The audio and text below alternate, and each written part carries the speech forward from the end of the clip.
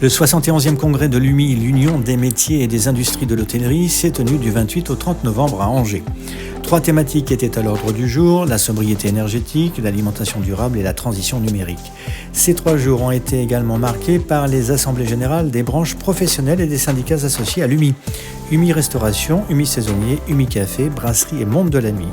A noter que Laurent Favier, chef du restaurant Chez nous comme chez vous, sur l'île de Ré, est entré dans le conseil d'administration UMI National dans la branche traiteur. Île de Ré TV est allé rencontrer le président de l'UMI Charente-Maritime, Guillaume Jacques, élu en novembre 2022, lors d'une soirée organisée à La Rochelle, et nous l'avons interrogé d'une part sur l'utilisation des tickets restaurants pour les courses alimentaires qui sera encore possible jusqu'à fin 2024, une prolongation qui suscite l'hostilité des restaurateurs, la valorisation des biodéchets et les futures obligations à partir de 2025, et puis en termes d'emploi, quelle parade ont trouvé les professionnels pour réenchanter leur profession? Quels sont les leviers pour attirer les nouveaux profils? Guillaume Jacques. En réalité, pour l'instant, on n'a pas de baguette magique. On n'arrive pas à trouver de vraies solutions. On tâtonne, on essaye des choses. Il y a la formation, il y a le volet de la formation. On travaille encore avec la formation pour adultes, Acto, des financements avec Pôle emploi aussi, etc. Il y a évidemment la formation jeune, mais c'est un des points négatifs parce qu'en fait, on a des jeunes qui se forment, mais ils partent. Ils ne restent pas dans le métier. Soit ils partent à l'étranger, et donc ils restent dans le métier, soit ils partent dans d'autres domaines. Donc le sujet, il est de qu'est-ce qu'on peut faire pour être attractif et les faire rester chez nous. Alors il y a le volet financier qui a existé. On a augmenté ces 5 dernières années de plus de 20% notre SMIC. Au final, ça peut être la solution. On a des discussions vraiment très très régulières avec que ce soit les comités de communes, donc pour l'île de Ré, le cas échéant, l'agglomération de La Rochelle, pour trouver des solutions. L'agglomération de La Rochelle a d'ailleurs travaillé un arrêté municipal pour encadrer les meublés de tourisme. C'était pas pour embêter les propriétaires, c'était clairement pour inciter le fait que les propriétaires louent à des gens de manière durable et non pas uniquement à des touristes. Sur l'île de Ré, on travaille aussi à la construction ou en tout cas à l'affectation de logements pour les saisonniers, parce que le but il est aussi, si on peut pérenniser sur l'île de Ré, ça on le fera, ça on privera pas, mais si on arrive à travailler déjà, à trouver une solution pour loger nos saisonniers, ça sera plus facile pour nos entreprises. À l'origine, les tickets restaurants avaient pour but de financer les repas au travail des salariés, mais depuis 2022, une dérogation permet aux salariés français de les utiliser pour acheter des produits dits non consommables directement. Cette mesure avait été prise pour améliorer le pouvoir d'achat des Français et elle sera donc prolongée jusqu'à fin 2024, ce qui suscite l'hostilité des restaurateurs. Guillaume Jacques. Un ticket restaurant, ça s'appelle un ticket restaurant, ça a du sens. C'est-à-dire que ce n'est pas un ticket Carrefour ou un ticket grande surface ou un ticket boulangerie. Alors encore une fois, on n'a rien contre les autres acteurs, les boulangeries font leur travail, ils le font bien, les grandes distributions font son travail, fait ce qu'elle a à faire. Pour autant, le principe même d'un ticket restaurant, c'est qu'il doit être utilisé au restaurant. Il ne faut pas oublier aussi que le titre restaurant, c'était aussi une mesure sociale pour les travailleurs, pour les inciter à aller au restaurant, peut-être des choses qu'ils ont un peu moins les moyens de faire au quotidien. En réalité, on est sorti de ce sens, du sens premier. Il faut savoir qu'il y a à peine 40%, enfin 47% si je ne dis pas de bêtises, de titres restaurants qui reviennent dans la restauration. Donc moins de la moitié. C'est quand même un non-sens. Encore une fois, dans ce cas-là, appelons-le, soyons cohérents, appelons-le autrement, appelons-le chèque inflation, ou tout ce qu'on veut, parce qu'au final, c'est ce que le gouvernement essaye de faire, ou en tout cas de les argumentaires qu'il nous donne, mais ce n'est pas un titre restaurant dans ce cas. Aujourd'hui, plus que jamais, l'écologie est un sujet prépondérant.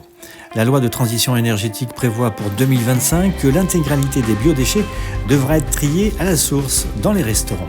Il convient donc de réfléchir à des solutions dès maintenant. À l'heure de la transition écologique, il est important que les restaurateurs jouent leur part de lutte contre le gaspillage et pour la valorisation des biodéchets. On doit se débrouiller, on doit faire notre affaire de la gestion de nos déchets. Et pas que les biodéchets, de nos déchets d'une manière générale. C'est-à-dire que les agglomérations, les communautés de communes ne sont plus dans l'obligation, en réalité ils n'étaient pas depuis longtemps, mais en tout cas elles ne sont plus tenues de ramasser nos déchets.